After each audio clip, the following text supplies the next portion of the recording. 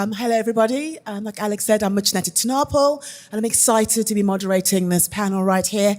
Earlier, I don't know if you guys were here, I was talking to Lisa Lang, and she presented for us the problems that are going on with the industry and how legislation is going to play a really key role. So what's exciting is that the people on the panel here are the solution providers. So hopefully they'll be able to give you the kind of information that will help you tackle the problems that the industry is facing currently. I would say 80% of technology is there. Now we have to scale it, and I think then we can really do a change in the next 5 to 10 years. Most of these technologies will require quite heavy investments. And if you take the typical textile producers, they don't have this capacity often. In Europe, they're all fighting. Last years, they're definitely not flourishing. So then to take a risk and to take this investment, I think is difficult. So for the scale. And the other part is wherever you can have plug-and-play solutions, I think that's really the best option to have the scaling and to have it fast. But the regulation will happen and there will not be enough materials to satisfy all the goals.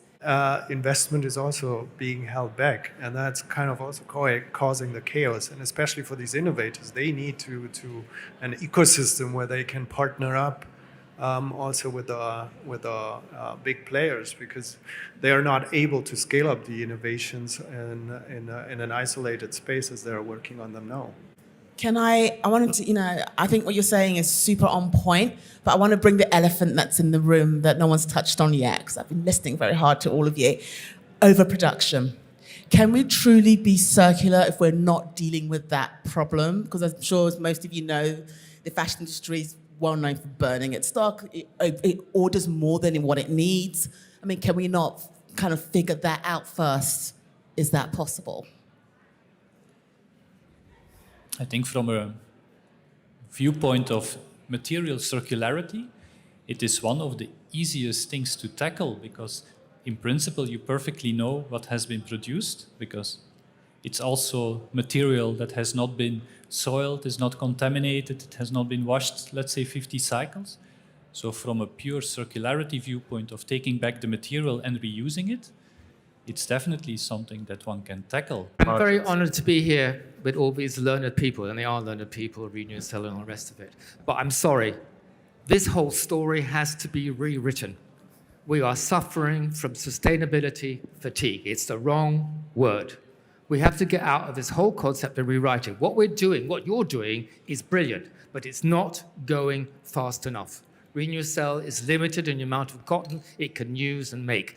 McKinsey says we need to spend $8 billion to get an industry up by 2030 who can actually make 18% recycled fabrics. Recycling, what does it mean?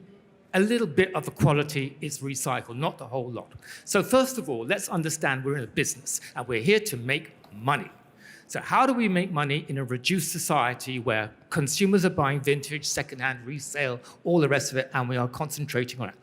We reduce, we get rid of our product line, we take out 5 or 6 things and we reduce quantities, so we reduce the waste, because most of my money is going out the window in sales, 78% markdown, 30% markdowns. This is really, really bad.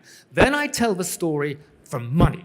How do I make money out of being a responsible manufacturer? And I make money by losing less money in waste, understanding that changing my whole production system by using new gas cylinders, different types of water, reduces my costs. And in the end, I understand that money is made by being sustainable because the public wants me to be sustainable, so I'm making money.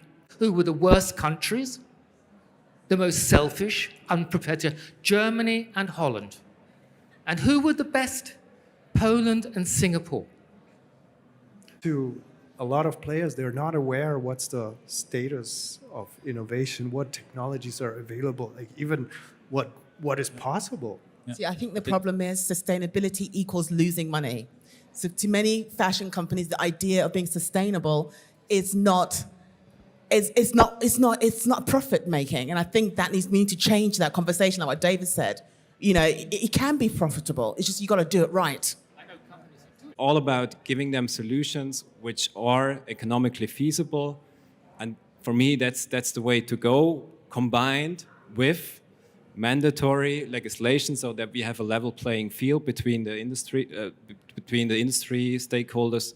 I think that's the way to go from my perspective. Part of the consortium developing the prototype of the digital product passport for the EU.